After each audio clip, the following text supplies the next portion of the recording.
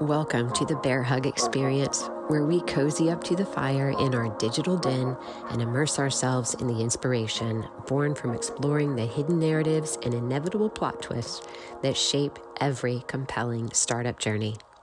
Join us as we showcase inspirational guests from bold investors with the Midas touch to pioneering entrepreneurs at the helm of today's most thrilling startups. We'll also hear from courageous go-to-market leaders navigating the frontier of emerging tech and the unsung heroes bringing all the people and parts together to form unstoppable dream teams. Here's your host, Kraig Ward, founder and managing director of Bear Hug Recruiting. Get ready for an insightful journey.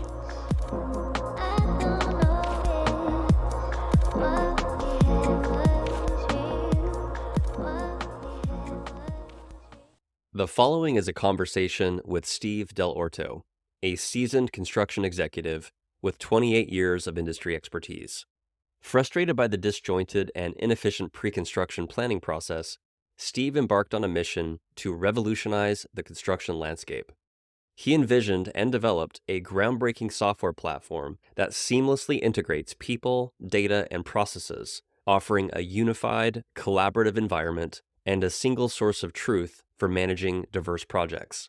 This innovative solution empowers modern builders to accelerate project timelines, enhance predictability, and proactively mitigate risks, leading to potential savings amounting to tens of millions of dollars by fostering smoother, more sustainable project execution. Welcome to the Bear Hug Experience. And now, dear friends, fellow entrepreneurs, investors, and startup enthusiasts, here is Steve Dell'Orto. All right, Steve. So glad to have you here. Thanks so much for coming on the show. I really appreciate you doing this. No, thanks for having me, Kraig. It's fun to be a part of this.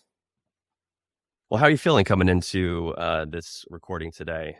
You've done these before, right?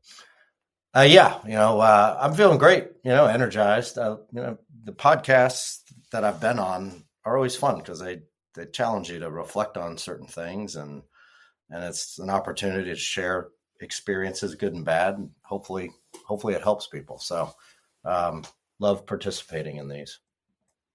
Awesome. Well, why don't we start with you telling our listeners what you're up to these days? What's going on? Well, we're building an amazing platform for the construction industry focused on the early stage planning and all of those processes. And, ultimately we're going to change the way that projects are delivered and making things more affordable, sustainable, and a certainty of outcome that's never been achieved before. So I'm focused on doing some great stuff. Well, I know there's such a need for technology to be applied to that industry because the labor force issue is one big thing. It's such a necessary part of our economy with the infrastructure. So super excited to get into this. I'm a novice with construction. I've obviously done recruiting projects in the construction world, bringing technology to that world. So I'm super excited to be a sponge and learn all about it here as we get into it. When you think about, Steve, this mission that you're on to bring this type of solution to the world, what have you learned about yourself that makes you so perfectly suited to take on such a project? What are your superpowers that you possess that are really behind the scenes kind of driving this thing? Well, I would say certainly domain expertise. There's a lot of technology that people go and build, and they don't come from that particular industry or business segment or whatever it might be. I just think there's a massive difference when somebody who knows it through and through from the inside can play a role, if not lead, the development of the very solution that is necessary, but obviously within a technological context. So just having that intimate, detailed, nuanced knowledge, I think allows us to build, and people have looked at what we've done and commented that at a rate of production and quality, we're building this platform 4 to 5 times faster than what they've ever seen other larger scale pieces of technology built for not just our industry, but in general. So very proud of that. And I think not unrelated to that is, from a speed and quality is I think one of the things that I do well is building teams and Mm. building a company, leading missions through a team and a team approach. So those two things are not mutually exclusive, and they're coming together to do something pretty fantastic so far. So that is what you feel beyond domain expertise is your superpower. It's your fascination with or passion for leading a strategic effort where you can align and hire people to execute and be that team leader. How would you label your true superpower that's beyond domain expertise? Well, I mean, it's leadership. Hmm. Build a great team and to lead it effectively. Um, I think the best approach is to, and it's, I don't mean to sound cliche, but it is literally surround yourself with smart people. And I am rarely the smartest person. I'm probably on the very low end of the spectrum of the meetings that we have in terms of who's the smartest person in the room. I never want to be the smartest person in the room. So, if you do that and you get the right people with the right backgrounds and clearly with the right attitudes coming Yeah. together, and you can define all the different facets of what it's going to take from an expertise perspective to make the company successful, you fill those seats carefully. And if you get it right, 1+1, starts to equal 5, 6, 7. It's just amazing to see the compound effect of having not just smart people and expertise in their respective areas, but also with a team attitude and people that can come together and do it as a unit and complement each other, have each other's back, and freely exchange ideas, and discuss and brainstorm. It is amazing what can be done. And, I've had the benefit of, that's exactly how construction is done. Every project Hmm. has a team. You have a core team, and then you have hundreds, if not thousands, of people that in some form of chain of command or network are all, you know, um, are all connected to that core team. Um, and so it's amazing if you can get that team in place, what you can achieve to build these projects time and time again, on budget, on schedule or ahead of schedule, et cetera. And Hmm. you get a lot of practice doing that in construction because every time you start Yeah. a new project, Yeah. building a new team, and these projects are bigger than a lot of companies in terms of just the value of the project greatly exceeds the size and value of a given company. So you're literally starting up a company each and every project that you're building a team around or leading yourself, like I did in that early part of my career. And these they're not short-term projects, right? Multi-year oftentimes, right? Mostly. I mean, I had the benefit of just a great array of projects, both, small in the, less than $1 million range, and those can be done in Mhm. a matter of, a handful of months. But the majority of my career and portfolio were, on the larger scale, at least 50 million. And I had at one point in time, five of the $6 billion plus projects that we had going at my former company when I was an executive at a top 10 GC. So yeah, I've kind of seen it all: size, complexity, product type, big staff, small staff, you name it. Well, when you talk about the compounding effect of the power of putting together the right team and defining the right facets that allow everybody to support and complement each other and go in the same direction, and amazing things can happen. And in construction, you either do or don't hit the timeline, and you either do or don't hit the budget. So it's very self-evident. And the cycles you've gone through to see that happen, I'm sure have contributed to the superpower being refined over time. And I'm curious to go into maybe some of how this leadership was influenced from your early days. But before we do that, when you think about the flip side of your superpower, what do you often find you have to keep an eye on in yourself? The best thing you can do is build that team and set out the vision and the guide points, and then just empower them to do their very best, because they're going to do it probably a lot better than you ever could. Mm-hmm. But as a leader, and I found this in myself during my years as a construction executive, if you will, is if you do something enough, like I did, you start to recognize patterns. I mean, I could almost think of them as like personas. Every trade has a, the foreman or the PM or whatever. Not that you're stereotyping, but you just see these patterns about how people behave and react and conduct business. And so, I would get to the point with our teams that I felt like I could see around corners.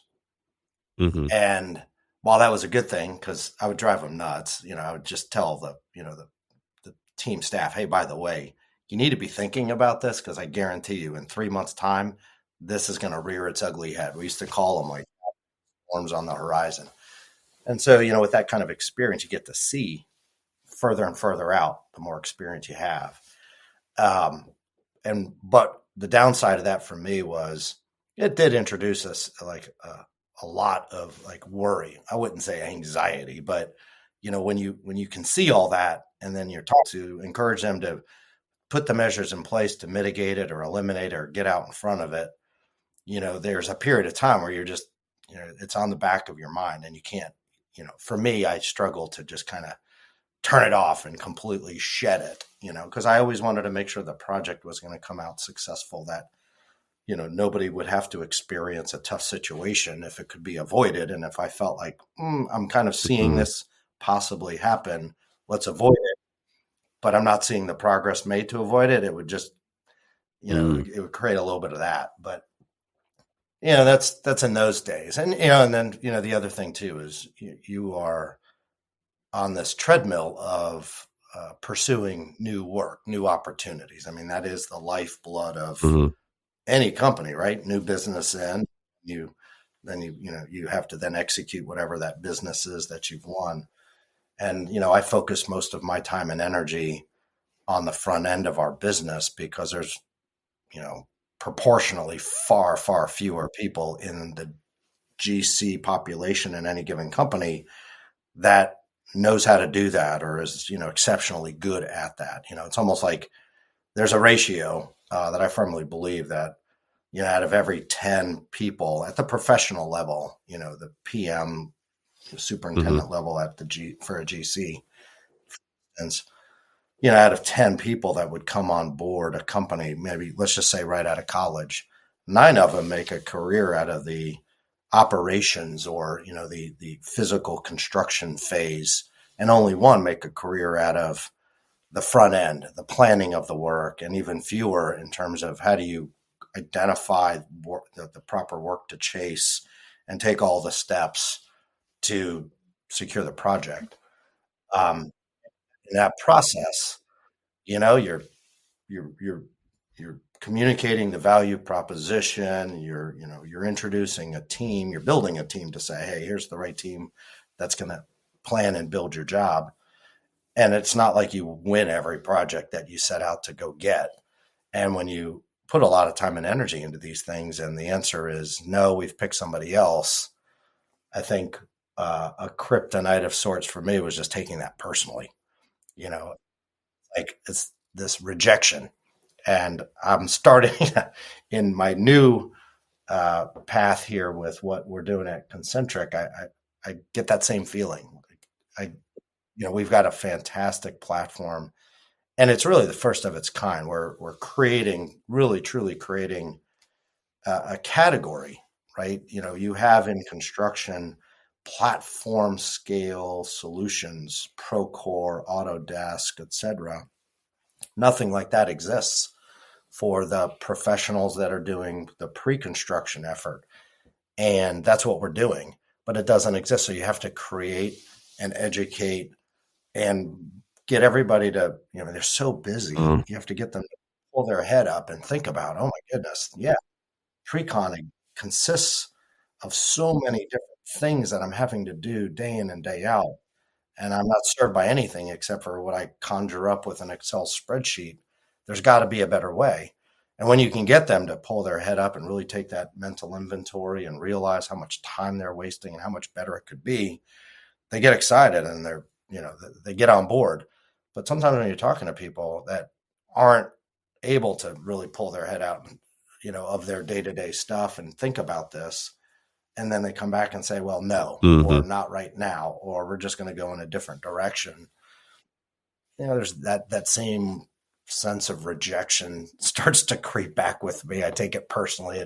It can bum me out every once in a while, but it's part and parcel of the life of leading a company, but especially as a startup.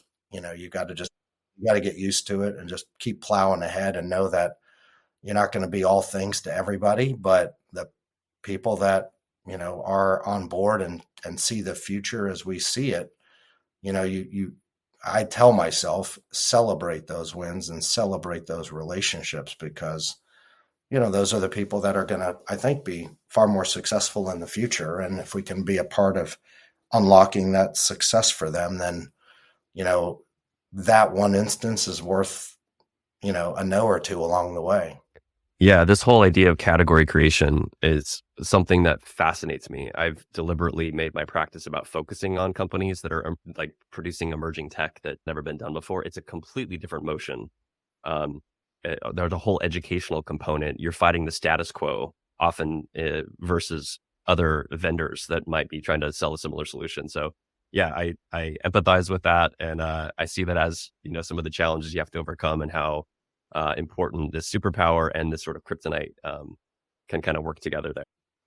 Let's go back and give a sense of sort of how your journey has unfolded over the course of time. So I like to do something kind of fun with my guests on this show, as well as what I do with every candidate that I try to recruit. So in the first, typically 5 minutes of meeting a new candidate for a project I'm working on, I'll have them tell me their life story in 5 minutes, with that artificial time cap being something that they're accountable to holding for themselves in order to see what comes out.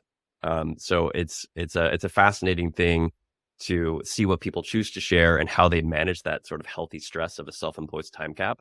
It gives us a lot of interesting things to dive into as we kind of learn about you and how you got to where you are today. So can you take a quick look at the time and hold yourself to sharing with us your life story from the moment you were born up until the day today that we're recording this, for our listeners to understand who is this Steve person and where did he come from? 5 minutes or less. Yes. I'll do it in 4. Okay. Well, come from a great family.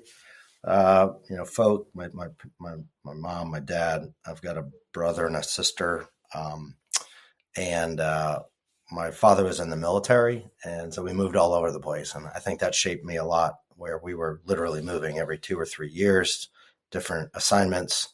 And so, you get to be very flexible. You get to make new friends, and you need to be a bit independent at the same time. So I think that upbringing shaped me well for construction, because construction at the larger scale can be very nomadic, especially if you're working for a national contractor. But so come from a very strong family background. Did the usual thing between sports and, high school, went on to college, went to the University of Virginia, had a great time in college. And that's actually where I fell into my career. I was an economics major, but I was taking a construction management class in the architecture school, and was in a class with a professor that had some connections with a GC out of the DC area that was building a few projects on campus. Asked if anybody wanted to take a site tour, and I didn't want to raise my hand because nobody else did, but I went to him afterwards and I said, I'd be interested. So very short, we go down to one of the job sites, and the executive we ran into him literally at the construction gate, and said, "Oh, you here for the internship interview?" I said, "No, I'm here with a professor here, and but yeah, let's talk." And so I walked right into an internship, which then turned into my career during the early 90s, when I had friends literally pasting rejection letters on their door because it was really a hard time to get employed. We were going through a recession at the time. So it's just funny how my career kind of got launched, but was with that company for 26 years. Came in, yeah, to an operation, with the PM route, but ultimately always found myself back then it was largely all bid work. So I always found myself in the bid room. And so along the way, I was just a sponge learning the front end of the business. Was asked to move out west, where we had a really, really small outpost compared to our experience, moved to California. And it just gave me a great opportunity under an amazing leader at the time. It was entrepreneurial in many ways. I mean, we were trying to grow a region. We were not nearly as well known as we were on the East Coast in our hometown.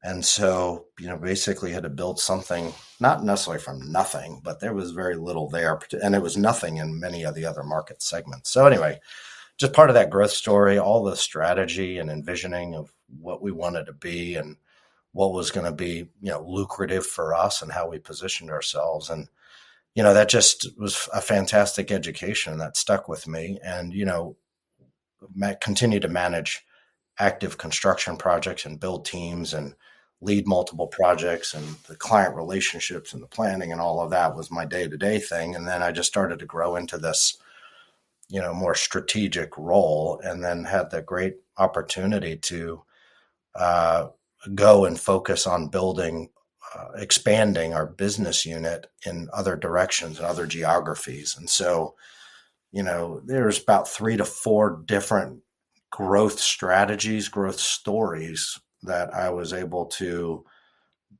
either be a part of for the first one, and then subsequently the other 3 were, led by me, and we achieved great results, and we really transformed what was a smaller scale operation to an operation that was several years in a row exceeding the size of our main office headquarters operation. Wow. And doing higher returns and a diversified portfolio that was far more diverse than where we started, and geographically going from basically one. I did get to a point where, being involved, exposed, leading, and ultimately having the P&L responsibility for what became a $2 billion operation, building projects like Salesforce Tower, Uber headquarters, Instagram's headquarters. I mean, we just did fantastic.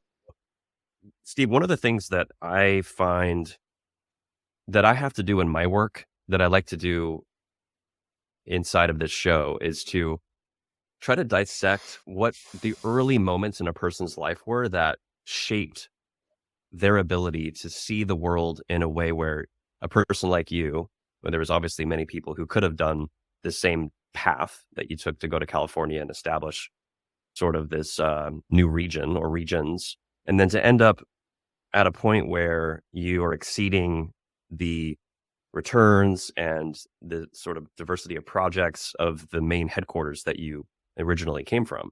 I just find that so fascinating. So psychologists all talk about this magical age of 7 years old, right? And so I think back to what you talked about with your dad being in the military and you having to learn independence and learn to be flexible and how to make new friends. And is there anything that you've been able to identify when you look at your peers and say, I'm definitely different in terms of what I've been able to create and the perspective I've had on the world? Is there anything else, just out of curiosity, any other influences or specific moments in time where somebody took a bet on you, for example, really, really, really early that gave you a certain confidence? Or is there anything like pre-7 of that really did something in your mind that helped you to become this person who accelerated through an organization to do what you've done? Pre-7. Man, that was a long time ago. You think about the world I'm in. When I talk to candidates, there's lots of people that are VPs of sales. There's lots of people that are VPs of marketing. I do CEO searches too. What makes you a unique CEO than every other CEO? So this is just part of my flow, right? It's what shaped them, what differentiates them, what's their superpower, what's really the magic of who a person is and what kind of makes them able to accelerate their performance above everybody else. What have you learned about that? Yeah, I think I think there's a few influences there from at least the early childhood years. I mean, the military and the part of the military that my dad worked within as an officer. Not just my dad is an amazing individual on all fronts, but he was also working with generals and the whole chain of command, but the mission and the focus and the way everything's organized within the military gave me an appreciation that I've been able to a view and experience that I've been able to leverage all through my career, because construction is organized in ways not unlike the military. And so I think that exposure, and then just my father's approach to leading people that were part of his group,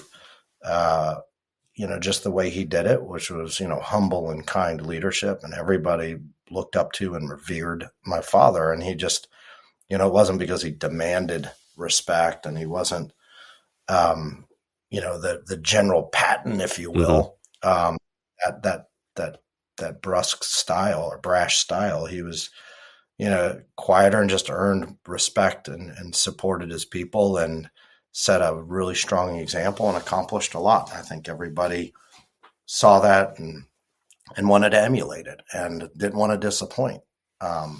And so I think a lot of that contributes to my leadership style. And then, family members and uncles, that were in the construction industry, very good with their hands. For me, I was always that way. I was always building things, Legos. I wasn't running around with superheroes and all of that stuff. I was building stuff constantly, Tonka truck, Tonka toys, and building blocks and drawing a lot. So I think those influences and opportunities where, I was hanging drywall and, doing all these renovation projects, building decks with my uncle, operating circular saws when I'm 8 years old.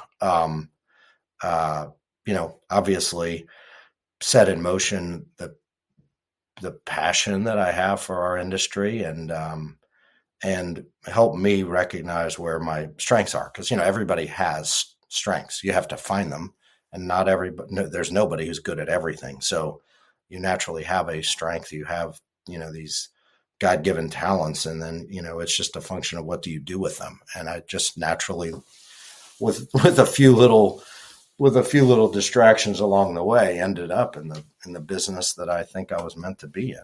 But when you were in college, was there anything in particular that influenced you to want to go into economics?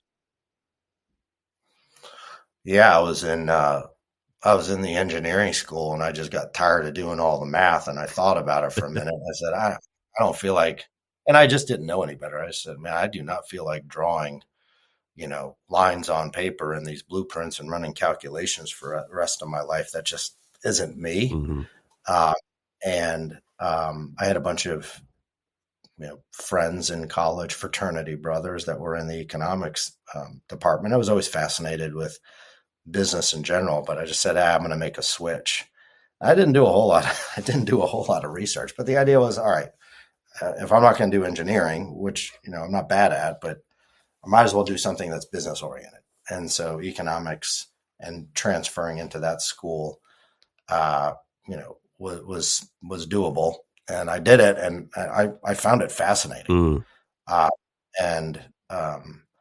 But I still draw from some of those concepts just in everyday business life, but just understanding the economy and how it works and how to be thinking about things. And economics, quite honestly, is a lot of data, and you chart the data, and the lines and everything tell you the patterns and what's going on. And now to this day, building what I'm building at ConCntric, it's, amazingly kind of tapping that same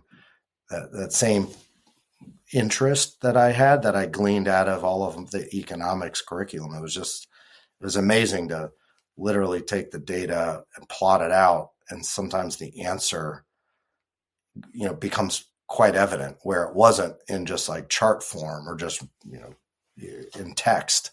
But the minute you can display what's going on with a picture and not just a dot, but lines, we say line, give me lines, not dots, because, a dot doesn't tell you a trend. And just naturally, that's just a big part of what we're doing within ConCntric, is taking all of that data and positioning it visually and graphically, because that really starts to help you tell the story. And so I think if I got anything out of, 4 years of economics is the importance of graphing data and watching trends. But anyway, yeah. So that was, that's kind of the college story, if you will. The storyline is so fascinating to me, how you came up through all this. I want to talk more about this absence of a pre-construction platform in a minute, and the epiphany that was likely a part of this story for ConCntric. But I want to go into this GC that you really rose up through the ranks. I mean, having a 26-year career, maybe not in construction, maybe that's not that rare compared to, the world of tech that I live in. It's a lot more, people jump around a lot more. But I have two questions for that sort of 26-year period. One is, what kept your attention? I'm imagining there's just constant new things to challenge you, but that's kind of one piece of it. And then I'm also curious, this whole story could sound so organic and natural and effortless, but there was definitely some times where, to rise up through the ranks as you did, you had to have made some like major errors at some point, or the big mistake that taught you a lesson that you never want to repeat again. Or there's got to be some big pivots in that career progression that I don't want to skip. So what kept your attention, and can you think of a moment or two that's worth calling out in terms of a storyline and a lesson learned from a mistake that might have been made that people can learn from? What I like about construction is it's rare that you're really doing the same thing twice. Mm-hmm.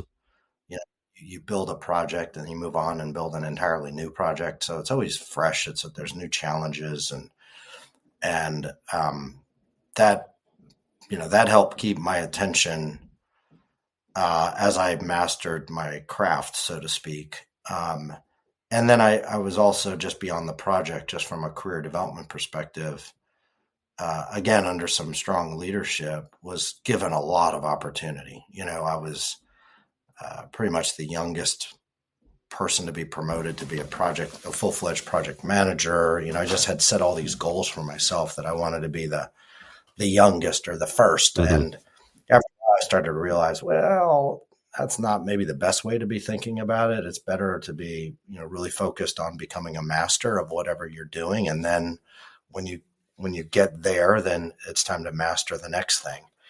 I still managed to do that pretty quickly, but I did start to really focus on learning every aspect of the business and becoming as well-rounded a business leader within the construction industry.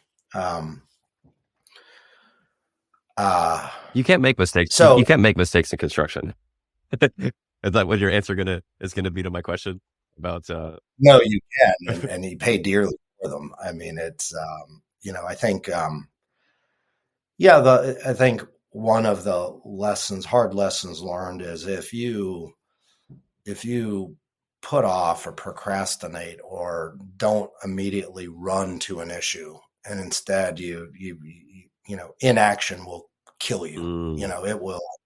It'll kill a project. It will put you in a really bad spot. So I would say, nobody's perfect, and hard lessons learned when, I knew in my gut that there was an issue brewing, and there were, instances where I probably should have run to it faster and gotten into it and really dealt with it earlier, because it's, these issues are more like milk, not wine. They don't get better with time. Mm-hmm.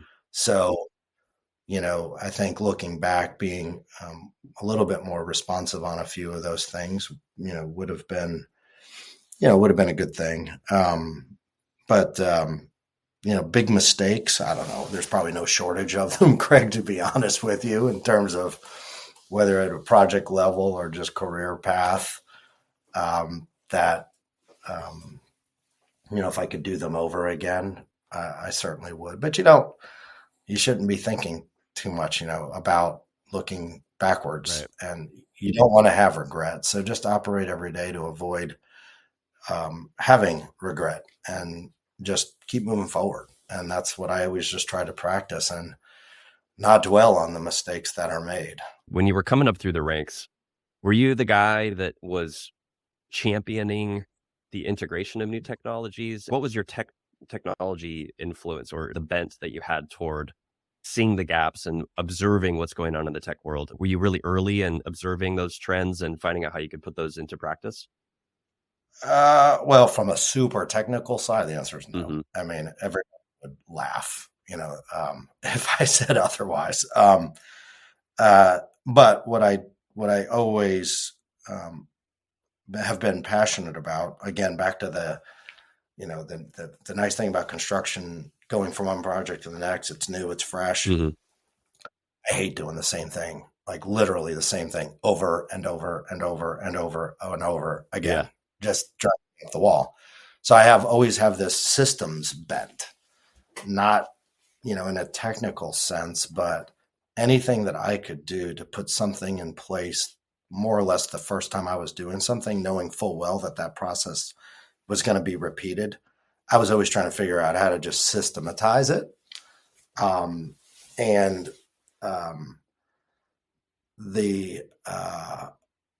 that to this day drives me, and what we're doing now is, you just think about the waste and the time and just the brain damage you go through repeating the same manual analog thing over and over and over, when we today have the ability, whether it's technology or some other device, that eliminates that and can make you more efficient and actually allow you to focus on the things that you should be doing as a human, as a leader, as a creative thinker, and not get bogged down in just this rote routine data updating and all these things that today plague our industry and consume and suck so much valuable bandwidth out of the people at the very time we have fewer and fewer people available, talent available to do what needs to be done to build the things that need to be built. That's that is our mission. A critical aspect of our mission is to just free up the human talent to do what the human does best, and all of this grunt work can be relegated to software and things that can generally get programmed and put on repeat. So it's interesting talking to a technologist versus talking to more of a strategist or somebody that just has that deep domain expertise. You're not necessarily trying to will technology and plug it in, but you see inefficiencies, you see patterns, and you see a way for the sort of creative aspects of the human mind to be able to be at its best when you reduce some of these mundane, repetitive workflows or tasks that software, for example, can handle. Can you tell me, just from a more educational perspective, what are some of the big issues construction in general is going to have to deal with in the next 5 or 10 years? It's very slow moving, very traditional in the ways that things are done. We've touched on sort of a labor shortage.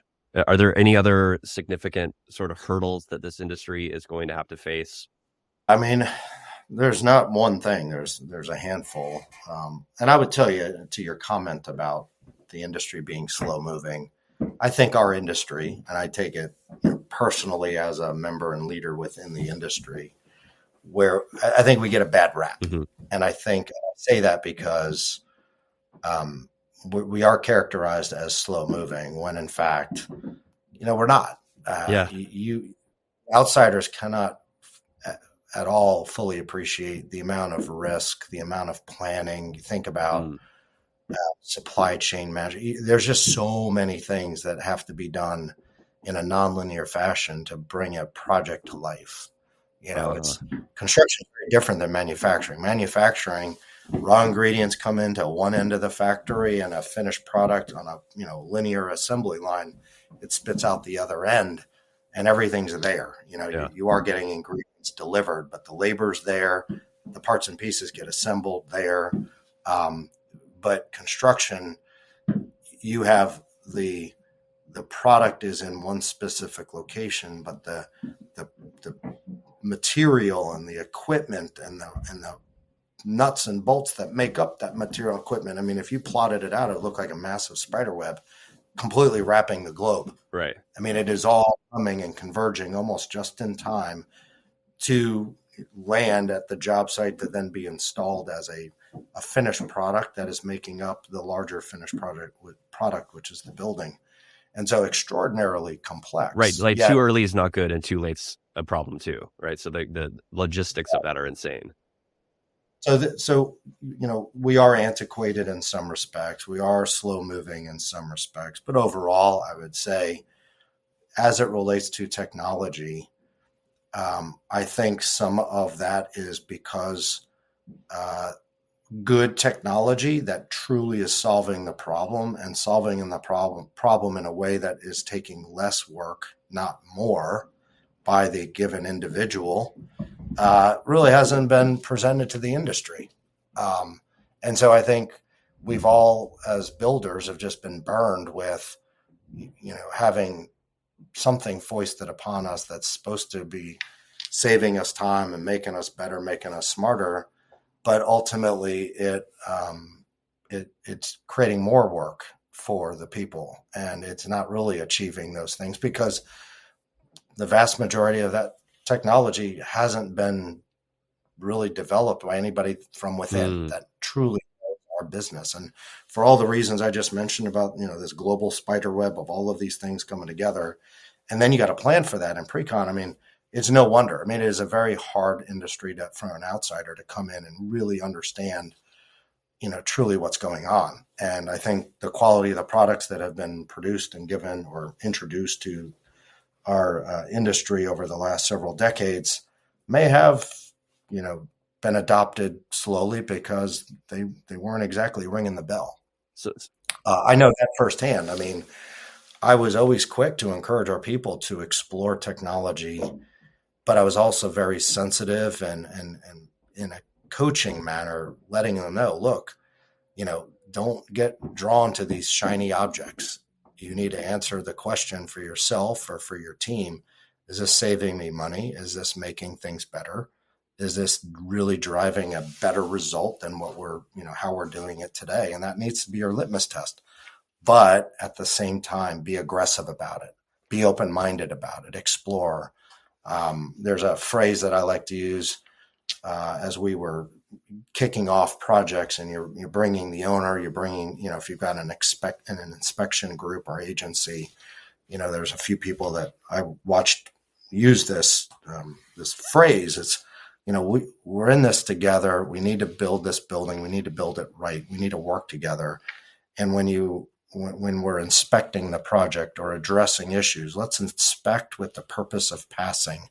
Let's not default to inspect to fail, picking things up unnecessarily, presenting obstacles that shouldn't be put in the way of progress, and just be fair and balanced about it, and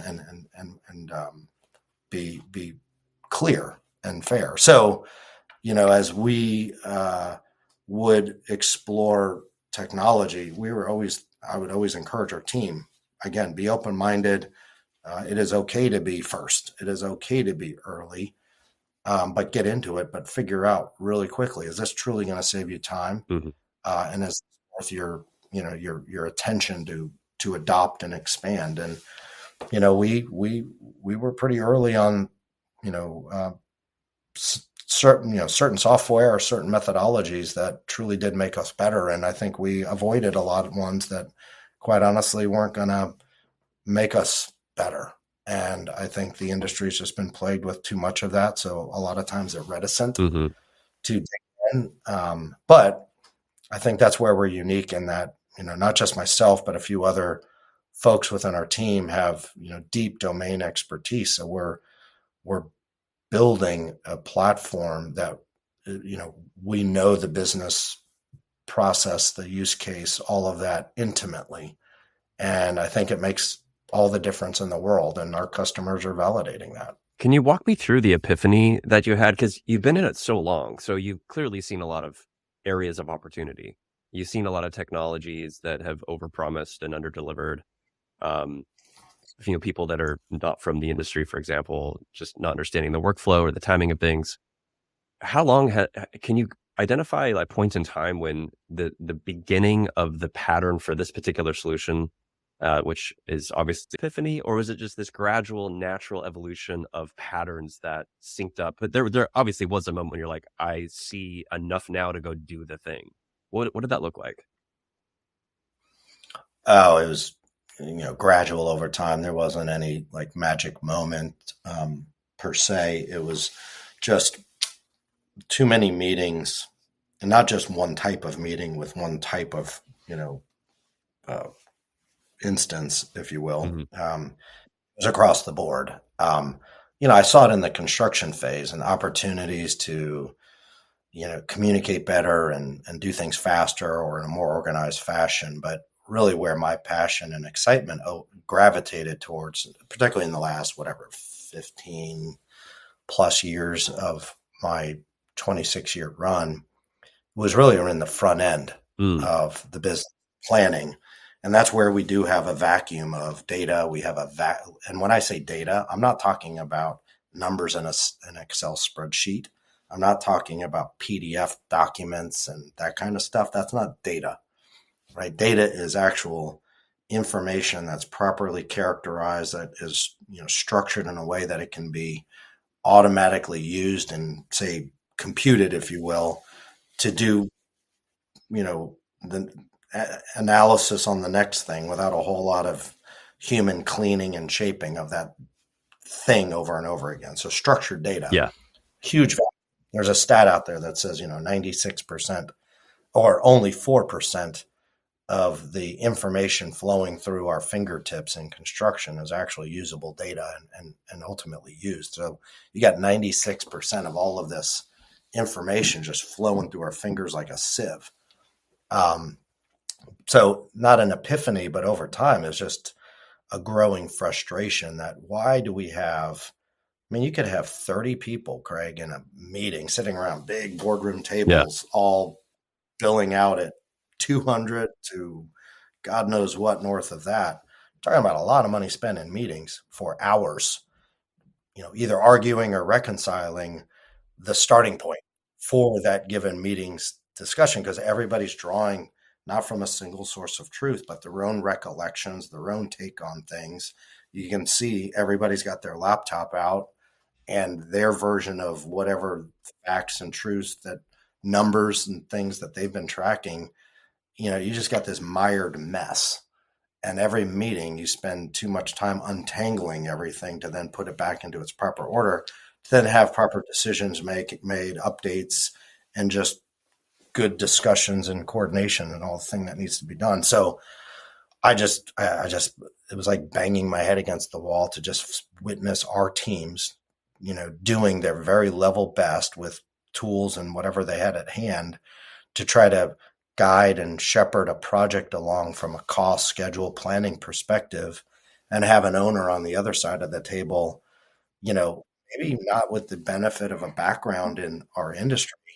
And it's just, it doesn't make sense to them. They can't track what what our teams were telling them or saying. And that bred not distrust because they didn't trust us as bad people. They just couldn't trust the numbers and have a degree of confidence that could present something to them and they can make and take action on that and know that that was well-founded information that they could get their head around.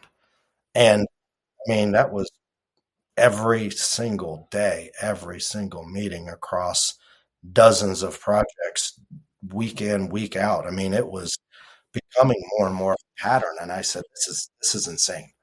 We are building billion-dollar project with disjointed ad hoc spreadsheets.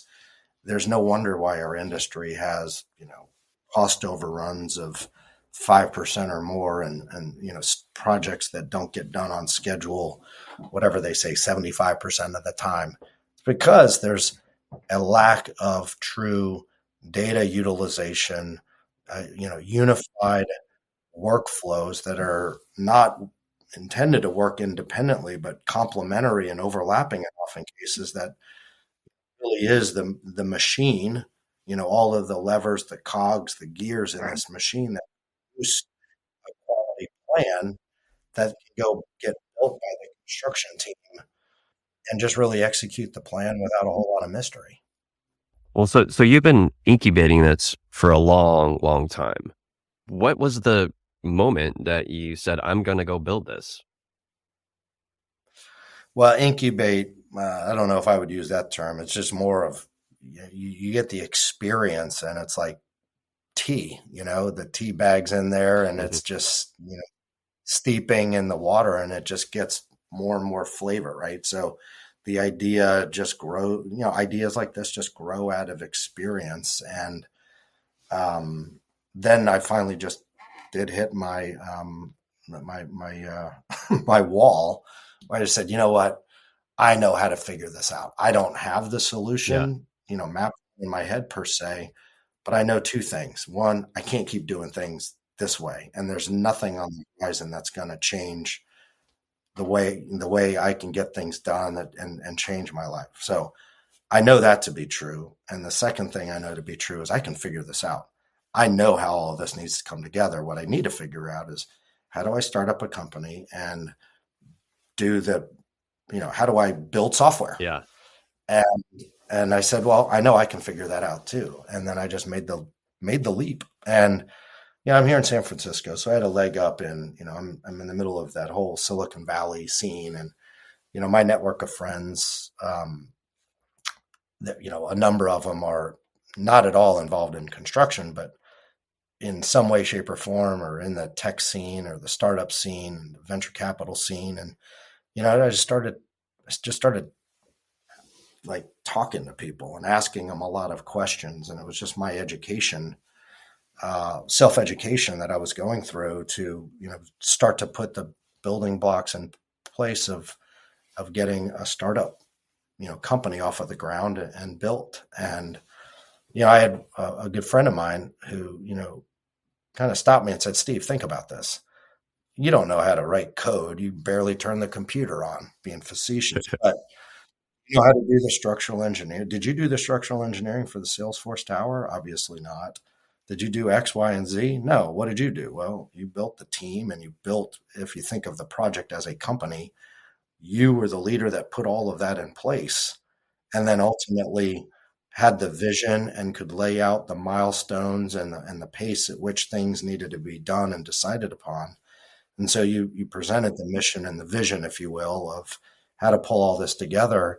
And the building got built by a team of others that you put in place. Software is no different.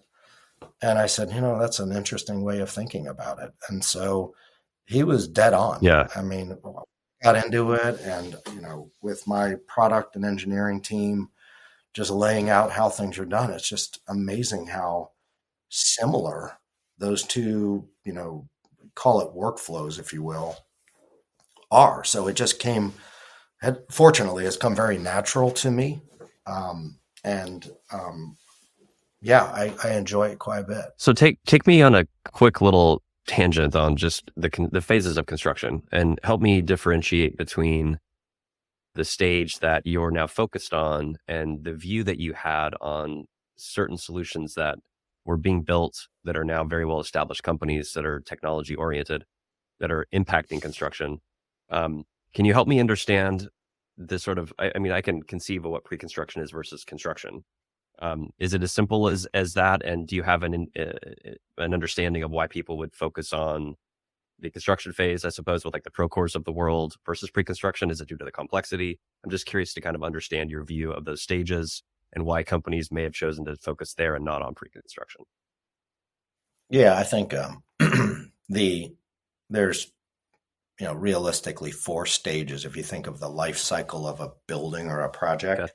But from the perspective of either the builder, same holds true for the architect. Okay. Slightly different, variation of the theme from an owner and developer's perspective. But you have call it the inception, right? The idea, I've got a piece of land, I need to build something on it, and here are the parameters, and here's all the things I need to do to be positioned to actually do something with this piece of dirt. Right. That's a little bit more the first step from a developer's perspective. But then when that developer or that owner, could be a public, works department or leader, then the architect and the GC and that first chapter for them kick in, which is they get involved, or they're tracking all of these projects in the hopes that they can get involved through the process. So think of that as the pursuit of the work, chasing the work. That's, call it the prequel. But then once you're involved in some way, shape, or form, you have to plan the project. You actually have to design it. You have to budget it. You have to do all of this virtual, this coordination to enable the construction to start and be completed in an organized manner. And so it's that entire segment of the life cycle that we rather creatively call pre-construction. Okay. But pre-construction, a lot of people just incorrectly assume that's estimating.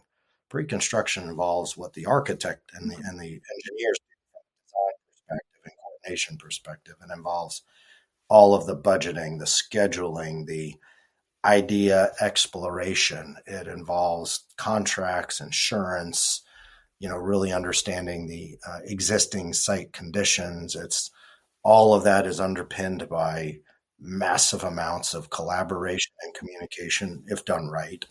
And then you get into engaging from a GC's perspective. You start bringing in the subject matter experts, the subcontractors and vendors typically in the later stages of this pre-construction period. And by the way, as the industry has evolved to become more collaborative, by bringing the general contractor, the contractors in much earlier to be part of the development of the project into construction. And construction is really the execution of that for sometimes pre-con is now eclipsing in time the length of time a projects and what it takes to build it. And then there is the long-term operations and maintenance of the building, which a lot of sustainable climate change implications of what it really costs. And so we are hyper-focused on that pre-construction segment, but we're addressing costs. We are, I think of us as a bit of the Rosetta Stone. We're the commonly, it's about cost. It's setting the table for success from a financial perspective, because that's incredibly useful and powerful to help make our customers and the projects more and more successful, because they can be more precise. They can have a higher degree of confidence in what they're planning and analyzing and committing to. I mean, it is the fuel that drives all decisions. Why have people avoided focusing on the pre-construction? Well, from the outsider perspective, I firmly believe it's because it's very hard to understand. It's drastically different than the workflows, and it doesn't even draw oftentimes from even the same people with the same skill sets that you have that, build the projects, right? The operations, construction phased folks, it's a whole different line of work. And so there's just very few people within the industry that are masters of pulling all of that planning together across all these different fractured, disjointed workflows that are really serviced by nothing more than ad hoc spreadsheets and, calculators, if you will. And so while it's hard for most people to get their head around and master as builders from an outsider's perspective, if most insiders haven't figured it out, how could you expect outsiders to figure it out? Well, what's the hardest part of deciding to build a solution for this pre-construction stage? Like, I'm so curious how you decided on a way to start, knowing there's so much complexity and so many stakeholders. How did you come up with the idea to say, this is the initial point of the conversation? Is it based on, this is a particular point in time where a meeting has to occur to do a particular stage of pre-construction? No, I mean, I think if you just say, all right, let's just think of it as a blank canvas, and let's at first inventory and define, as I talk about these myriad workflows, let's define it. let's literally topically say, okay, in a given day, what are you doing? And let's put a label on what those workflows generally are addressing. Or oftentimes it's an ecosystem of workflows. And so that was the first step that I did, was actually pull my head out of the details and just lift it up and look long range and start there. Mm-hmm. And so when you have an inventory, now let's this is like I love whiteboards. A lot of this I did. I literally have a 4x8 whiteboard at home, and that's all I do. Is I just sit there and you draw it up there, and you see how the dots are currently connected, if they're connected at all, Mm-hmm. and what is supported. And then how could we connect those dots in a better, smarter way? And where do you start? Well, you start with the biggest pain point, and you start with something, and this is not easy. I don't mean to make it sound easy, but where you have to consider not only what is the pain point as far as like an MVP, Mm-hmm. get the process started, but what's important to the potential customer and what's going to solve real problems. What's also at the same time going to be lucrative for us to start with. And then knowing full well that we're not building a point solution, because in my opinion, there's way too many of those. And that's the beauty of how we're positioned as a platform. Mm-hmm. We're thinking like a multi-solution platform. We have 11 major solutions within our platform, the majority of which could stand on their own as a point solution and a successful company. Wow. Yet we're building within the body of a platform because they complement each other and the data flows through them, not singularly, but literally is the one. If you think of the data as like one little bit, and if that bit is literally flowing through these workflows, it's constantly getting enriched. It's like the snowball effect. It's getting better, smarter. There's more characteristics that around that one bit of data. And that's what we've set out to do, is stitch all of this together, unify all of these workflows in a way that data from start to then at the end point has become, super powerful for our customer.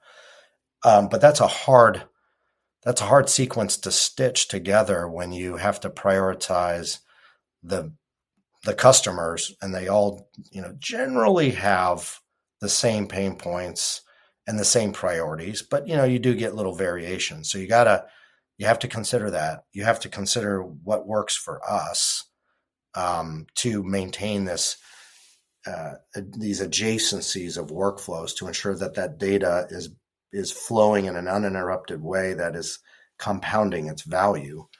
And you've got to do it in a way that from a resource perspective for us makes sense too. So it's a very, very tricky balance to strike. But the advantage that we have is we have a roadmap, and we have all of this literally laid out. And so we have a huge advantage to be able to just look at it and see the picture, and then decide, okay, let's connect these two things, or let's address this, because then this one workflow that we can digitize complements the three others that we just did in some unique ways.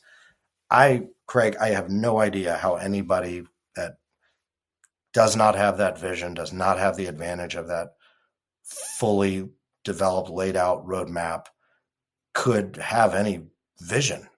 It's just too complicated. It's just too, it's disjointed and fractured. And if you don't know it'd be like taking a puzzle that you buy from the store, and you just like open it up, just a 500-piece puzzle, and flip it up in the air. And then you got to like piece that all together. It's complicated. And if you know nothing about any of those puzzle pieces, then you have no idea how they should be talking to each other. So this is so fascinating to me to think about how people build products, point solutions versus a platform. And you think about the way that you would go to market with a point solution, targeting a particular, an estimator or, the GC or whoever the stakeholder is, and saying, we can fix your primary pain point. We'll talk about how that connects to other things later, but this can help you do one specific workflow can be massively increased in efficiency with this particular solution. And versus the challenge of trying to stitch it all together from the start. Like that seems so ambitious. And I'm curious, the decision that you made to do that, it sounds like you couldn't have done it any other way because you're like, if I'm going to solve the problem, I'm going to solve the whole problem of pre-construction, right? But in terms of going out to the market, how have you gotten yourself to focus? I'm trying to imagine with all the different people and the processes and to try to get everybody to come into a singular source of truth to collaborate, communicate, schedule, plan, and do all that stuff. It seems just hugely ambitious. And I'm so curious, what have you learned about the ability to focus so that you can get traction and put together pricing structures and a model that's going to work? I mean, you talked about like solving the biggest pain point as an MVP. Can you just go into that a little bit more and how you've focused there? Yeah, I mean, it is tricky, and I'm not saying we've got that aspect of it all figured out. But where we decided to start was define what is our vision, what is our, and the mission to achieve, what we've envisioned, Mm-hmm. and boil down to what I found to be successful actually at the project level is you have a lot of different stakeholders involved. You have the owner / developer, Mm-hmm. public or private, doesn't matter. You got the entire architect and engineering squad. And then you got not just the GC, but you have the subcontractors. The best way to have a project be successful is to really drive and have a project first mentality. Yeah. Do what's right for the project. Mm-hmm. So that is the underlying focus and mission for us is we're building a platform that is not a platform tailored just for the GC's need, even though they're our initial customer.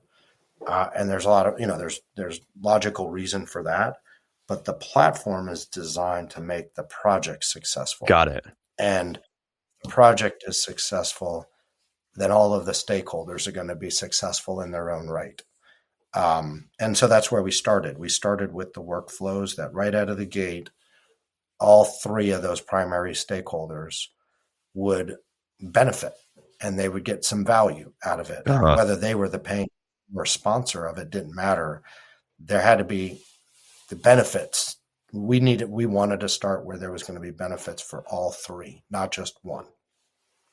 And that's what drove our decision with, we did start with an MVP, but, maybe contrary to best practices in terms of, how you approach a startup.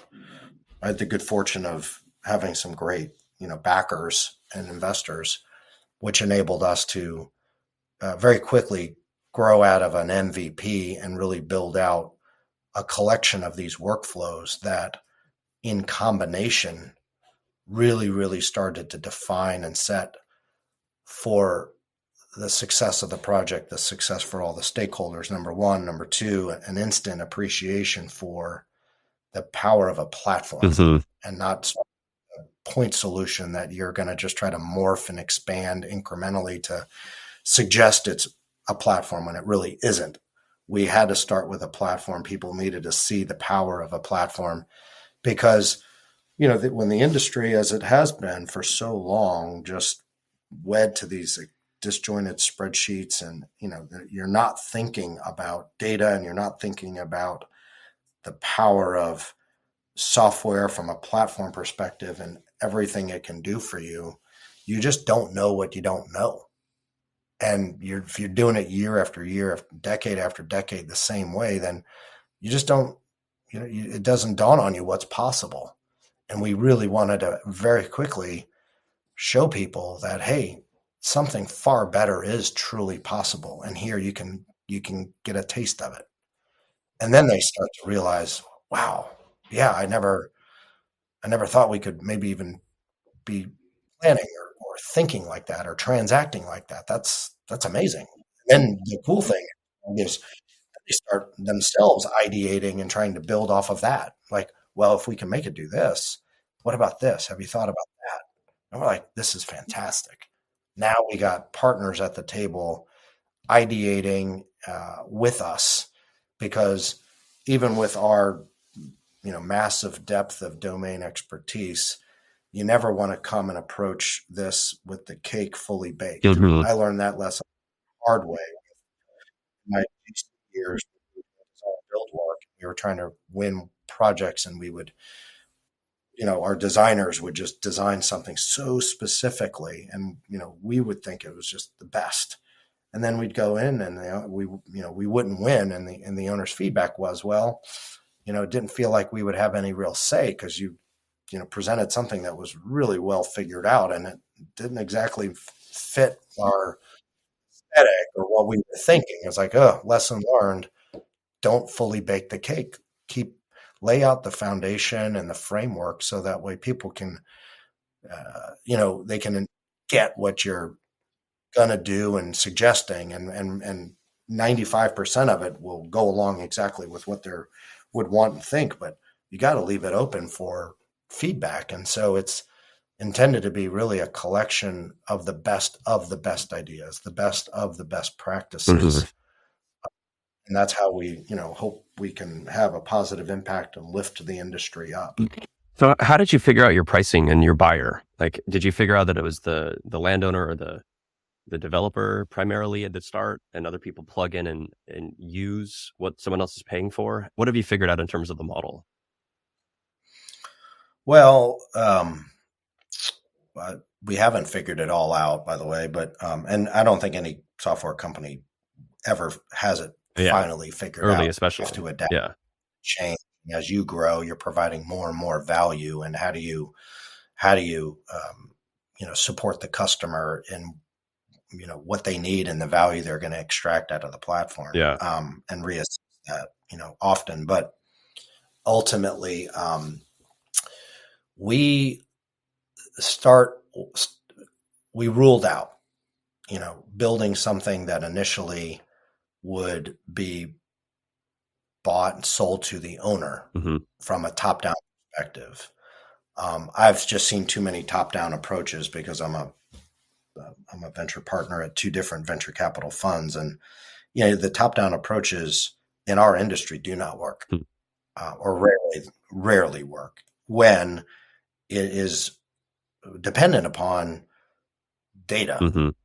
And the data, like I was saying at the beginning, isn't structured, isn't readily available, and so you've got this top-down software, like if you had a straw in your mouth and you're just trying to suck data in, it doesn't exist.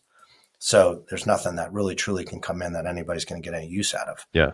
So, for that reason, and then, just being familiar with the lay of the land, if you will, on how responsibilities are delegated and allocated, and contractual relationships and the nuances there, it just made sense to start with making all three parties, the owner, the architect, the builder, successful, but doing it through the very workflows that are being mostly delegated by the owner to the GC to administrate or to lead or keep track of on their behalf. Okay. And so by building and addressing the workflows, again, project first mentality, serving all three, but addressing the very workflows that don't exist in any formal sense, that if done well, makes things easier and better for the owner, makes things better and easier for the architect,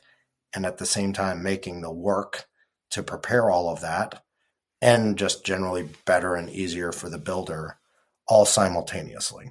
And it just meant we started with who is the person responsible for all of these things that happen in pre-construction outside of the literal design work that's being done. A lot of that effort is kept track of, managed, or created by the general contractor. And so that's our origin point. And the starting point at which you can make your biggest impact and not run into too much friction when things are too far along. At what point in that inception or design phase are you finding that you need to get involved to where it's not too early or too late? Okay.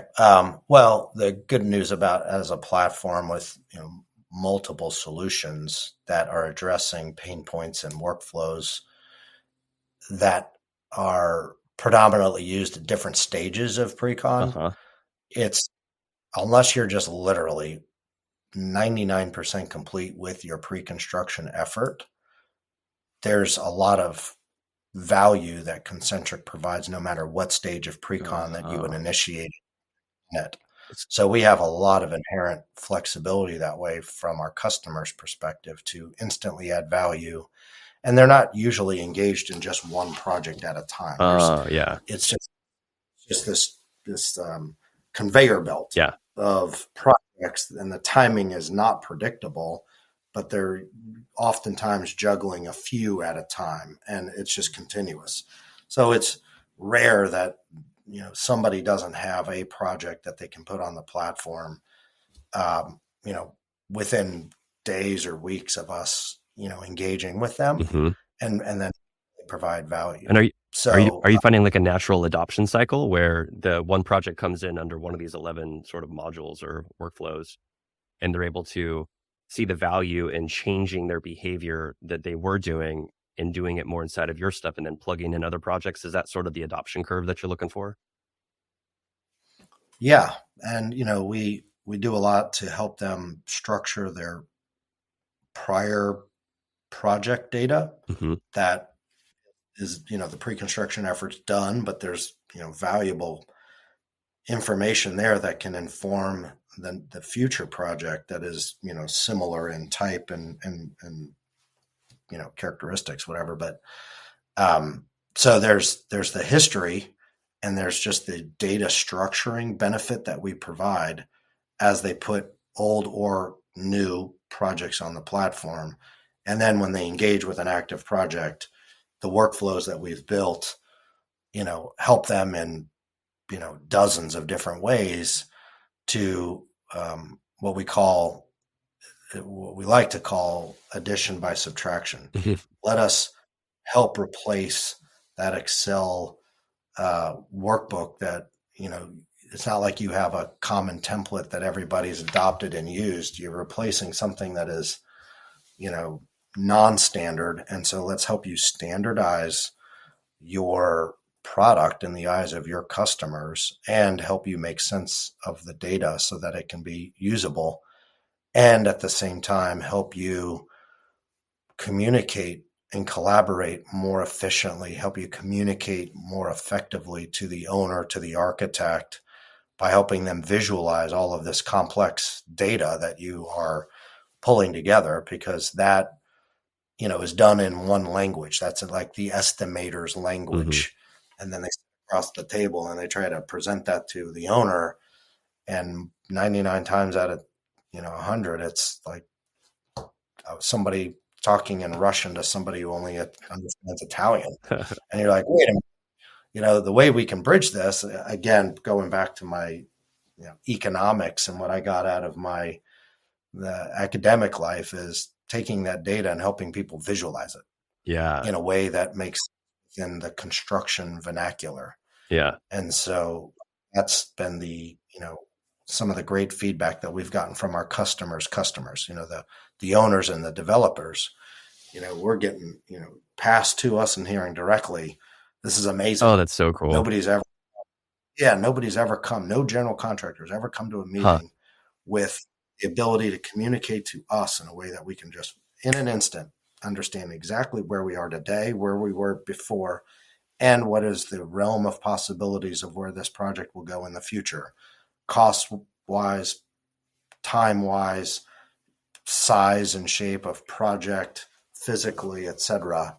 They're just blown away. And what they're getting from it is a much higher degree of transparency. And with transparency, it's a lot easier to build confidence and trust, just person to person, because it's not opaque anymore. And then the confidence in the data and the information, in the way it's being received and digested by the owner. You can make an Excel spreadsheet say anything you want. And people know that. So there's this discounting or distrust. When they see it come from this third-party formal software as output, there's a higher degree of confidence that, hey, this data would presumably be more legitimate because it's in a much more structured third-party piece of software. Love it. And so I think, yeah, I mean, and that's true. I mean, it's true. Best practices are so baked into the software, and things are computed and are spit out and visualized in ways that, like, this is the source of truth. That's great. well, correct. I got this really dumb analogy that I've used over and over, but no matter how dumb it is, I keep using it for some reason. But the state of the art, or where things are at in construction, is from an infrastructure standpoint of data flow. If you think of it like piping, water piping, Yep, almost like a third world country. You wouldn't go to a third world country, and if there happens to be a water fountain, you would never go drink out of that water fountain, right? Because you'd be like, I don't trust that water. right. I don't know where it's coming from, the quality of the pipes, Yep. where the water's coming from to begin with. I don't want to get sick. Well, that's the mentality, and rightfully so, of every builder, is like, or owner. I'm not trusting that data just coming out of that nozzle, because there's no underlying process. There's nothing I can look that represents an infrastructure and piping that I can trust. So if we're building that piping that everybody's will appreciate and know, okay, that's legitimate. I get it. There's piping infrastructure. I see how it flows. Yeah. I know where the data is coming from, and how it's being not manipulated, but how it's being cultivated. And so I will drink that water, because I have confidence now that it's flowing through pipes that I believe in.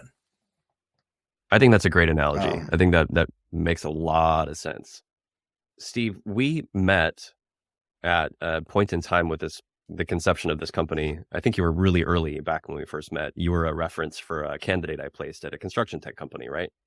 Yep. And that's how you and I got together. And I asked you what else you're working on, and we, told me a little bit about this idea that I don't know at what stage you were at that point with the product and traction in the market, but I think it was pretty early, right? Yeah, it was, call it the prototype stage, and we had beta customers that were giving us feedback, but it wasn't a commercially established platform at that stage. It was definitely kind of beta, alpha, beta, level stuff. What can you tell me about the milestones that you've achieved, just high level, kind of from, I don't know, 3 or 4 years ago, whatever it was, up to today, and kind of where you're at today? Well, there was a big pandemic that occurred during that time frame, right? Which really just threw a wrench in so many people's plans and everything.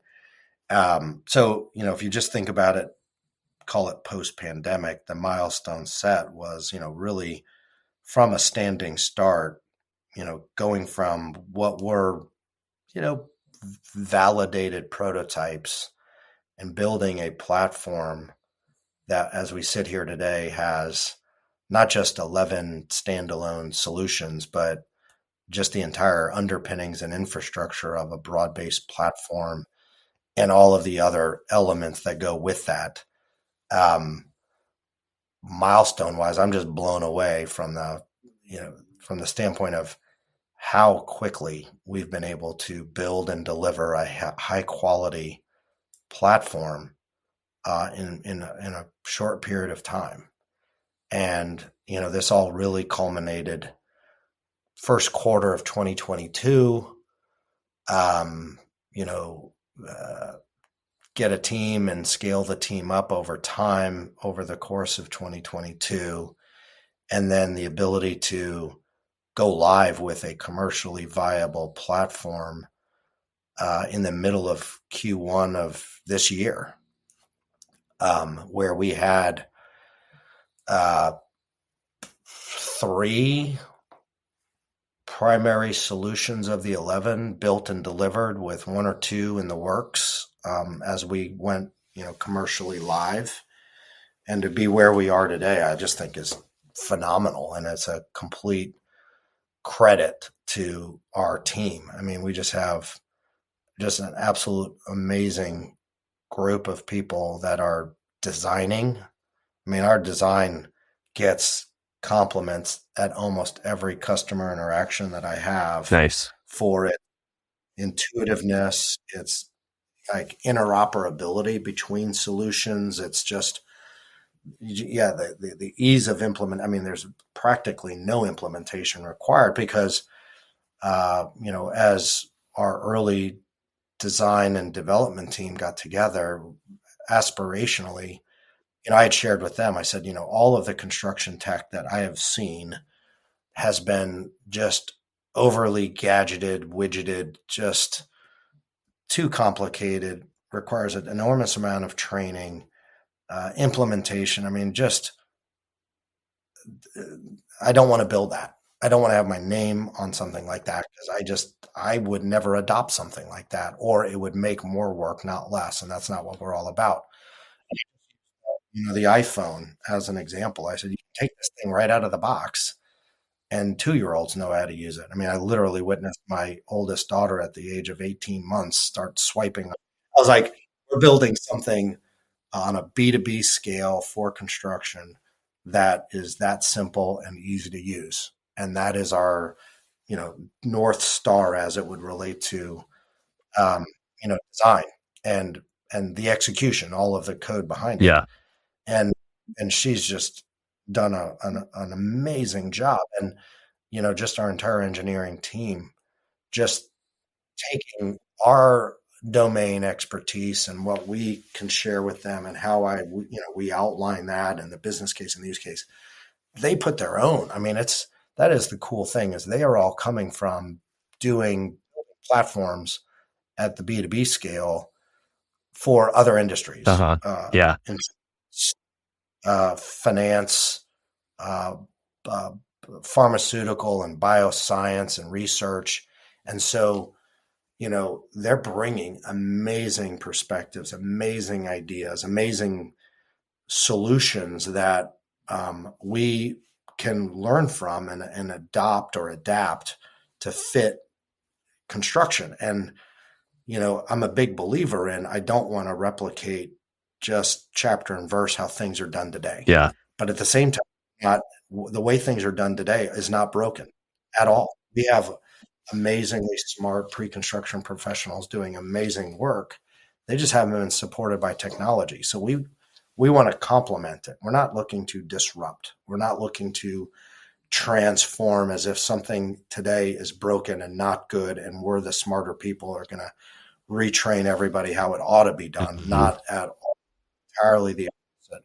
We want to take and replicate the best practices as we find them today. And as, I knew them from my experience, create a digitized version, but how do we layer in subtly ways to incrementally shift how things are done to be more efficient, more automated, mm-hmm. and more graphic in nature, and leveraging best in class, solutions and ideas that are being used and highly adopted in other industries. And so we've got this pool of experience and knowledge being brought to bear on designing and building our platform. And it has just made all the difference in the world. Like I said, we just get compliments all the time about ease of use, the aesthetics. It's easy to digest. It's modern. I mean, it's clean. It's austere in many ways, so that way it's not confusing and it's really easy to use. And every button has a purpose. And if the thing isn't going to provide any value, we're never either going to build it. And if we have and we've made a mistake and it's not being used or is useful, we get rid of it. It's really about simple is hard, mm-hmm. and it's almost progress by deletion. Anything that we can delete from a need for our user to have to take an action or to populate or fill something out, and we can present to them automatically and save them that one click, that one field of entry. That's what we're always looking to do, because that's how we save everybody time. That's how we make less work, not more. Well, when we reconnected recently and I asked you to come on the podcast, I could hear the sound in your voice, the tone, the depth of the like how proud you were of the progress that you'd had and the pride of your team and the realization of this vision that you've had. So I'm so excited for you. I'm so grateful to have, been able to sort of see the early stage and now to hear where you're at today with this information you've shared today.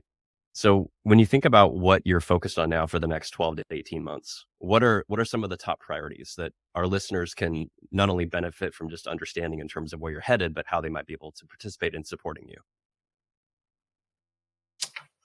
Well, just as a startup, you're just on this, rocket ship of a treadmill. You got to continuously run faster and faster and faster. We're continuing to grow. And so we're, adding people. In fact, we're literally adding 4 new team members this week alone. But, over the next year, goals and objectives that we have are, we're going to virtually double the capacity of our platform in terms of number of workflow solutions, value add, et cetera, because we're just getting started. Like I said, we have that well-developed roadmap. So it's really just executing on that roadmap, continuously building all of the stuff we've mapped out in front of us, literally sitting on the shelf, ready to be built with customer input and all that. So we're just plowing ahead through that. We've got our ears pinned back and we're getting ready for our Series A, which we anticipate raising in the mid year of 24, third quarter timeframe. So that's obviously something that we're laying all the preparations and gearing up for. And as we add more people, it's just continually defining and instilling and maintaining that high sense of culture that we have among our team, because I'm just, team is an absolute, it's a value, right? It's just part of who we are. And that's something that constantly needs to be nurtured and expanded. And as we grow, we have to adapt rather, to make sure that we're scaling culture and how we do things as we scale and grow our infrastructure and as we scale and grow our team and our customer base. So going to be an exciting year, Kraig. What advice would you give someone who is embarking on a job search more generally in this industry? I guess we can call it pre-construction, keep it categorical. Well, I think what's cool is that, literally in the last, I would probably say the last 5 to 8 years, as the technology has gotten to be a little bit more, say, friendly to engage with and be a part of. Anybody that, say, has been in the general contractor or subcontractor ranks, and they've been doing projects over and over, they've mastered their craft.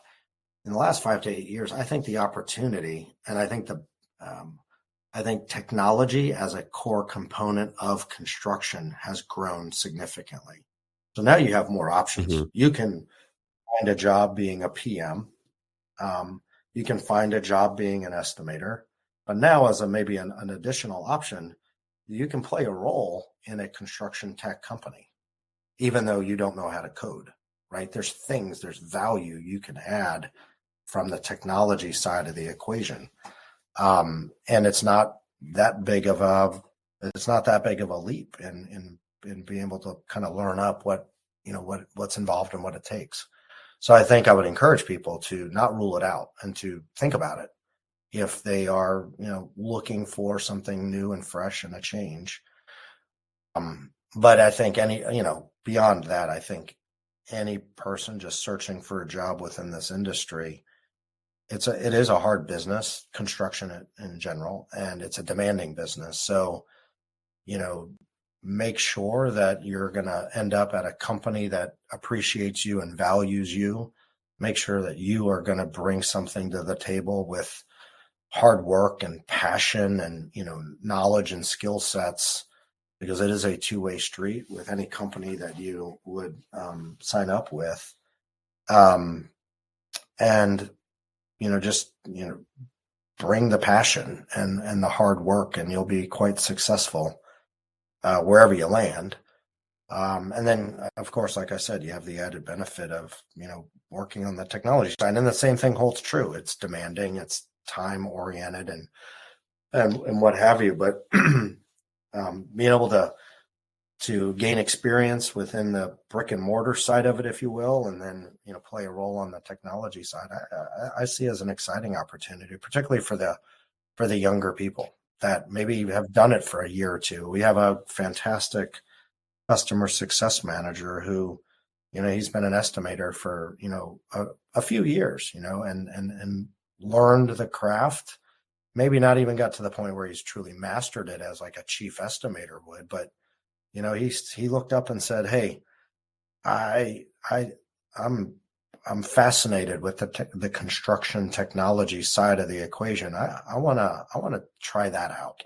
And I want to bring the knowledge that I have gained to benefit a company." And so we obviously connected, and it's been great. I think it's been refreshing and fresh for him, and we certainly have been able to add somebody with construction knowledge to our team, and that's always a benefit. But also the appreciation and the technical, agility to be effective within a technology company as well.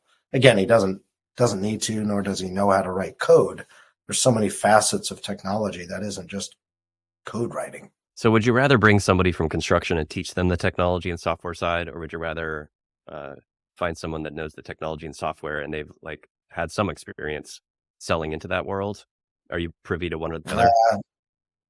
No, it really does depend on the role and the purpose, and there's advantages to both ways. But in certain areas, it makes sense to bring in fresh ideas from just the technology sector without having any construction experience, and then in other ways, it's better to have the construction background, and you learn what is needed of your role from a technology company perspective. So it really just depends. Are there any particular qualities that you look for in people that you want to hire for your team?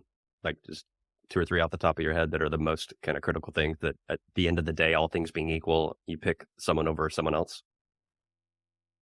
Fire in the belly. Yeah, There's no replacing that. And there's no training that. I think you either really have it or you don't. And if you don't have it, then you need to find the line of work that ignites it, because I would assume he has it, but it just depends on where they're applying themselves. But, for me, I'm not going to hire. And the biggest hiring mistakes I've made is hiring somebody I wasn't sure had the fire in the belly and was hoping that they did and was giving them the benefit of the doubt and finding out that they really didn't. I think first and foremost, they've just got to have fire in the belly. They got to want it. And then, after that, it's obviously teamwork. You've got to be a team player and be a big part of proactively of helping shape and grow and be an active participant of the team.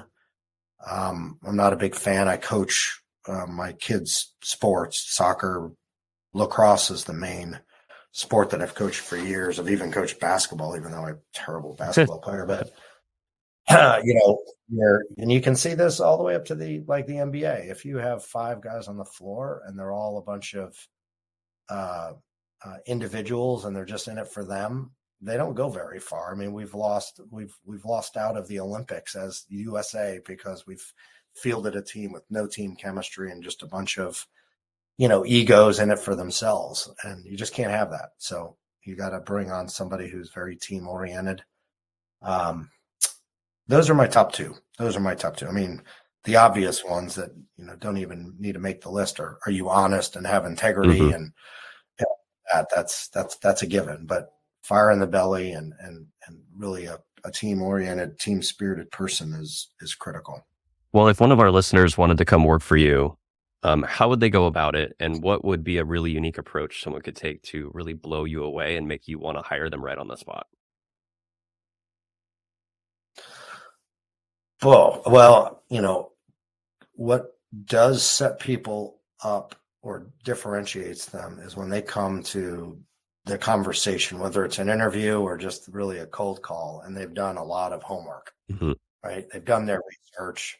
They know exactly what we're about. They know exactly and they have some of their own opinions. As opposed to, I've had too many interviews where you ask them, hey, do you have any questions? And they're like, either no, and clearly they hadn't done any homework and they're just talking to a lot of people, or they've asked you some really basic questions that they're pretty much probably making up on the fly. Don't do that. Do your homework, do your research, come knowledgeable, because that just shows interest and commitment. And then, just really find ways to show us or me what you're all about. And that can come through not in what you studied and, just the different roles you've done with different employers. It's, what are you bringing to the table? What are you going to bring to the table that will contribute and make our company better? And how do you go about it? And, drawing from those experiences and obviously highlighting the skills and what you've done at whatever stage of your career that you're at. But, convince me that when coming on board, you're going to make the team better and stronger. You're going to make the company better and stronger. And you will have my attention. I love it. What is your most exciting kind of 5-year crystal ball outcome? And this doesn't have to be business. It can be, or it can be personal, or you can do one for both. Give me a bit of your forecasting crystal ball vision real quick. What is that? What's happening in 5 years in Steve's life, whether personal or business or both? Well, over the next 5 years, we'll be obviously building an amazing company that 5 years from now will be hopefully great. I know it'll be great, and how big it is and the impact that it's making remains to be seen. But our vision and our goal is to build not a big company just to be a big company, but if we have built a platform at the scale and impact that I know we can, it's going to be huge. It's going to be huge in the way it affects people's lives. It's going to be huge in the way it allows more of what we desperately need built to get built, because too many projects these days are deemed to not be viable from a cost perspective, especially. I know that there is so much, not fat because everybody's converting the fat to profit. It's scared money. It's, you got all of these contingencies because you're dealing with such imprecise, imperfect information, and you're, as the natural process in our industry, you're being expected to take on that risk and responsibility. And so naturally everybody's got to cover their butts, and that adds up. And I know, and I'm fully convinced there's at least, at a minimum, 15% of this collective fat in a pro forma that can be excised out over time. And then all of a sudden a no-go turns into a go. Wow. You go from red light to green light, and more schools can be built, more hospitals can be built, more infrastructure can be built, more housing can be built. And I know in 5 years, we're going to start to really make a dent in that. And that's what I'm excited for. All right. If you could go back and give yourself one bit of advice early in your career that's non-obvious, what would you tell yourself, having learned what you've learned?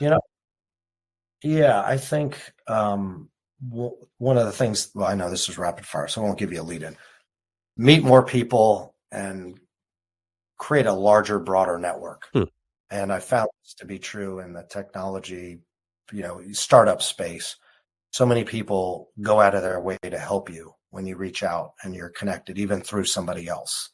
And in the construction world, it tends to be very closed off. Everybody's, getting pitted against one another. So you're just reluctant to share, and you're reluctant to extend yourself to meet somebody, even if they're a competitor. And I look back and I wish I had actually been, not that I'm not an extroverted person, but I wish I had allowed myself to just extend myself and have an even larger network than I presently have, because I know I, consciously, maintained a much more reserved position. And I think you're just so much stronger with a bigger, broader network, because, it's really a relationship business, and you just never know how you can help somebody else out, how somebody can help you out. So it's just really good to build that network and invest in it. I want to ask you, you'll go one level deeper on that. Imagine someone's listening who's like, okay, cool. I get it. Talk to more people, build a wider, broader network. Is there one sort of principle-based thing that people could do to make a bigger impact in having that network actually mean something in a way where it's memorable? I mean, I could reverse engineer some of the things that you've already said about having a fire in the belly and an orientation toward being a true team player.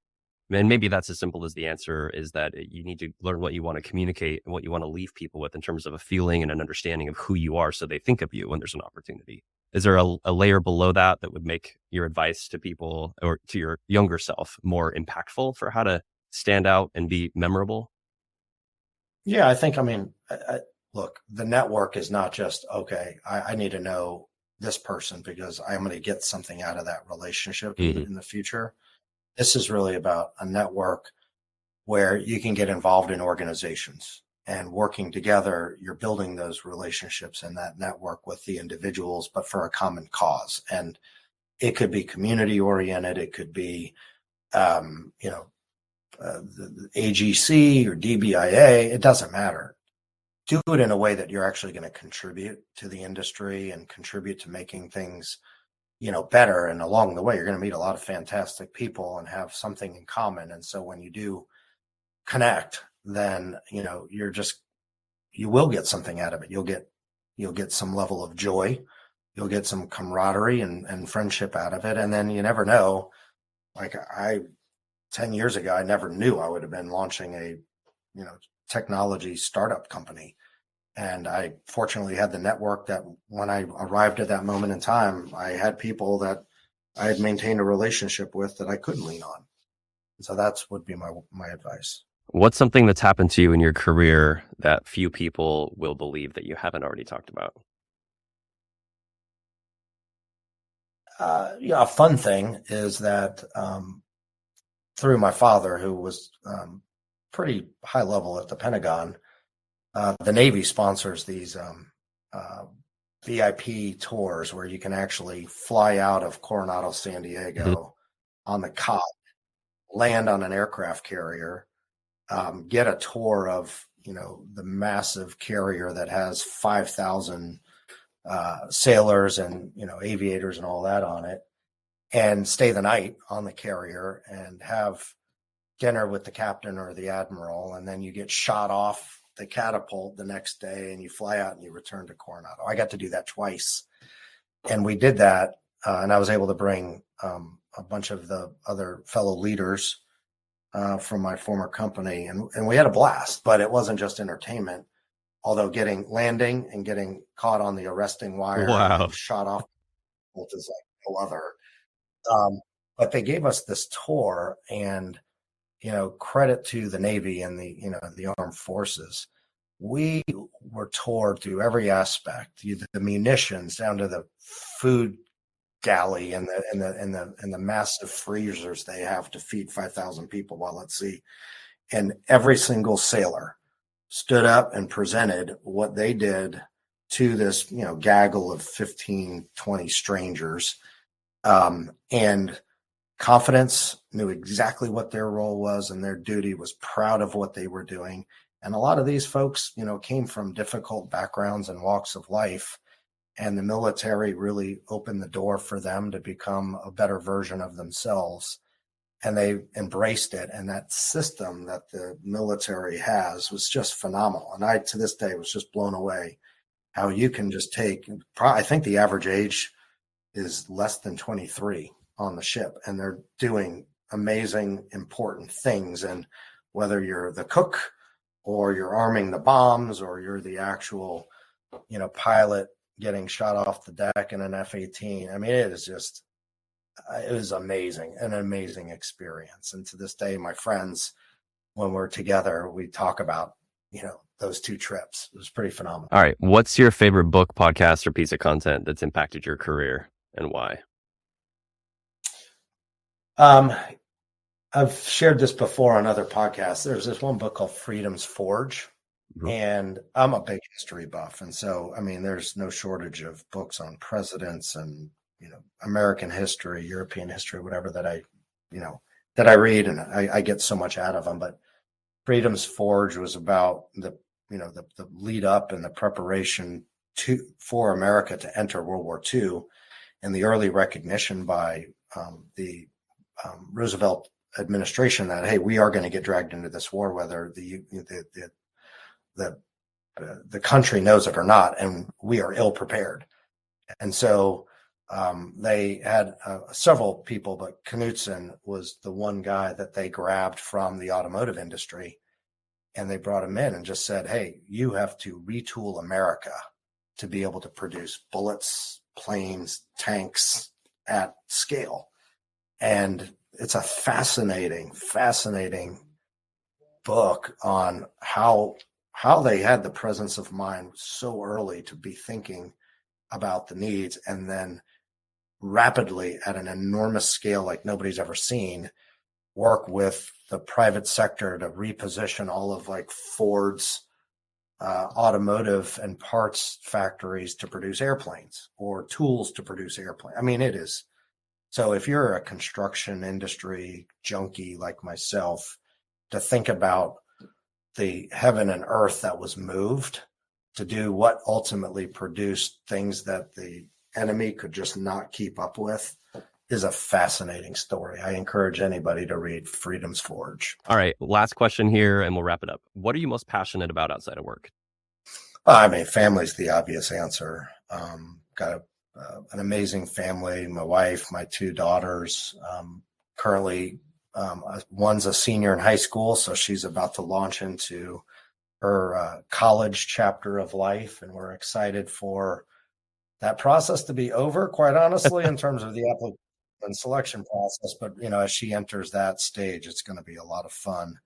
And then I have an 11-year-old daughter, and she's, in 6th grade. She's fantastic. And I've had the benefit of figuring out, in a way to juggle all of this, how to also coach their sports teams. And so it's just been really fun to, have a role in their life like that. It, does help me force allocation of time outside of work and just general family activities in the evening to play an active role there, but also, within our community, just their friends and how to, help them grow as young people and, be the best version of themselves. And I've been coaching these kids since they were, in the, like 6, 7-year-olds. And then you take them all the way up to high school. And it's just amazing to see how they grow as people and accomplish a lot on the field. And, you can just see them evolve. And so that's a lot of fun. And I get pretty, again, it's right back to that team thing. Mm-hmm. It's, it just, for me, is fun. It's a passion. It's a hobby. And, you're investing yourself into helping other people make themselves better. And I just get a lot of reward out of that. And, there's a lot of things that I learn and mistakes I can make and how I approach things at work and with people in the team that, educate me on, hey, I better think about doing this differently and better when I'm on the field this evening with, this, U12 lacrosse team that I'm coaching, and how to approach these situations and vice versa.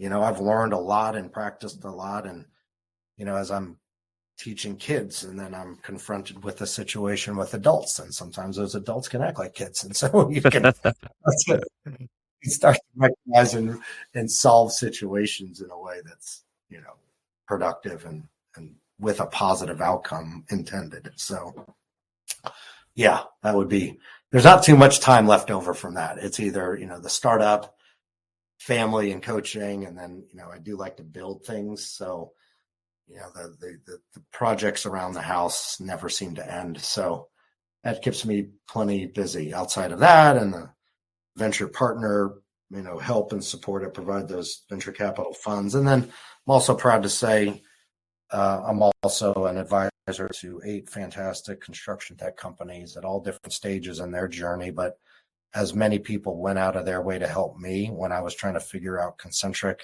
it's my way of paying that forward and helping out those companies. And I enjoy that a lot. And it's great to work with those founders on their own journey. And I learn from them and they learn from me. And it's just, it's a lot of fun.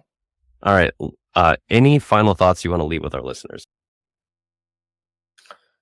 Well, not knowing exactly who's listening, if there's anything I can do to help, or if there's any interest in what we're doing, I'm an open book, so feel free to reach out to me, Steve at ConCntric, ConCntric.com. ConCntric.com is our website, or you can reach out to me on LinkedIn. But I think, if I had to sum up to what I think helps me achieve the success that I've had is, really also follow a mantra of progress, not perfection. Mm-hmm. Just constantly trying to move forward, not getting hung up on trying to make everything perfect. It's just really about plowing forward and not dwell on perfection or things missed, but just keep moving forward. And as long as you're making progress, you're doing well. Well, what a great way to wrap things up. Thanks for doing this, again, for coming on the show. I know our listeners are going to get a lot of value from it. So thanks again. Awesome. Well, thank you, Kraig, for having me. And that's a wrap on this episode of the Bear Hug Experience. Thank you so much for joining us.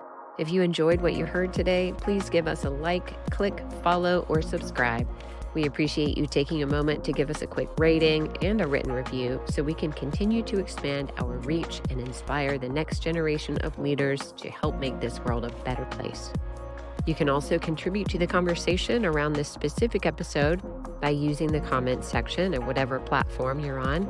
And last but not least, if you have direct feedback, a question, or a guest you'd like to suggest that we have on the show, please shoot us an email at podcast@bearhugrecruiting.com or visit bearhugrecruiting.com/podcast. Thanks so much for listening, and we look forward to having you join us again on another episode of the Bear Hug Experience. What